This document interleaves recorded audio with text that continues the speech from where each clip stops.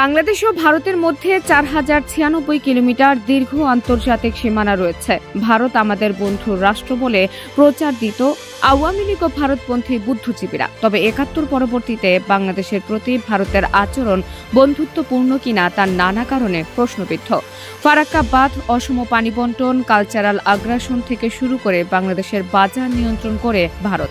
বাংলাদেশের প্রতি ভারতের আচরণ আরও স্পষ্ট হয় সীমান্ত হত্যা বিবেচনা করলে। দুইটি স্বাধীন দেশের সীমান্ত যুদ্ধ ব্যতীত এত হত্যা এক বিরল ঘটনা বলা যায়।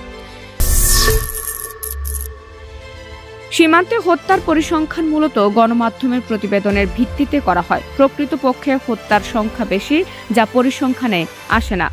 আইন ও সালিশ কেন্দ্রের পরিসংখ্যান বলছে 2009 থেকে 2024 সালের জুন পর্যন্ত বিএসএফ এর গুলিতে ও নির্যাতনে অন্তত 607 জন বাংলাদেশের মৃত্যু হয়েছে।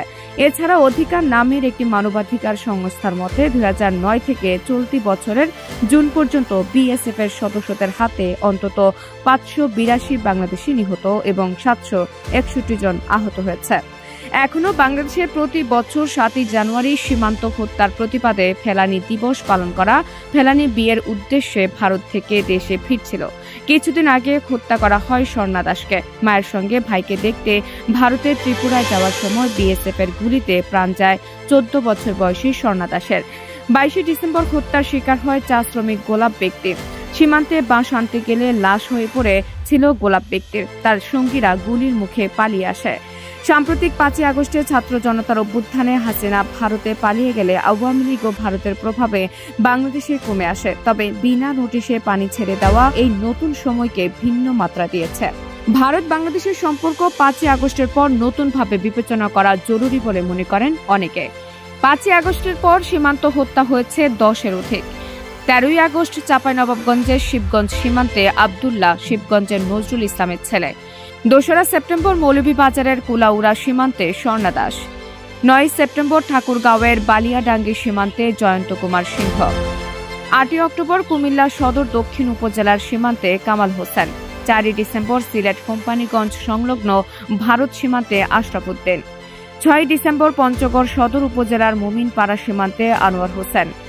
18 ডিসেম্বর যশোরের সারসা উপজেলার সীমান্তে সাবু হোসেন, জাহাঙ্গীর হোসেন ও সাকিবুল ঢালি। 23 ডিসেম্বর মৌলভীবাজার বড়লেখায় চা শ্রমিক গোপাল ব্যক্তি। গত 9 অক্টোবর সীমান্তে হত্যাকাণ্ডের পুনরাবৃত্তি বন্ধ করতে ভারত সরকারকে অনুরোধ জানিয়েছে বাংলাদেশের অন্তর্বর্তী সরকার। পাশাপাশি সবকটি সীমান্ত হত্যার ঘটনার তদন্ত করে দোষীদের শাস্তির আওতায় আনার আহ্বান জানানো হয়েছে। পররাষ্ট্র মন্ত্রণালয় চিঠিতে লিখেছে, সীমান্ত হত্যা শূন্যের কোঠায় নামিয়ে আনার ব্যাপারে ভারতীয় কর্তৃপক্ষের অব্যাহত আশ্বাসের পরও বিএসএফ এর হাতে এই ঘটনার পুনরাবৃত্তিতে বাংলাদেশ উদ্বেগ প্রকাশ করছে। বাংলাদেশ সরকার জোর দিয়ে বলেছে, সীমান্ত হত্যার এই ধরনের ঘটনা অনাকাঙ্ক্ষিত ও অযাচিত। এ ধরনের কর্মকাণ্ড দুই দেশের সীমান্ত রক্ষীদের জন্য বাংলাদেশ ভারত যৌথ নির্দেশিকা 1975-এর লঙ্ঘন। বাংলাদেশ সরকার ভারত সরকারকে এ ধরনের জঘন্য কর্মকাণ্ডের পুনরাবৃত্তি বন্ধ করতে এবং সব সীমান্ত হত্যাকাণ্ডের তদন্ত পরিচালনা করার পাশাপাশি দায়ী ব্যক্তিদের চিহ্নিত করে তাদের বিচারের আওতায় আনার আহ্বান জানায়।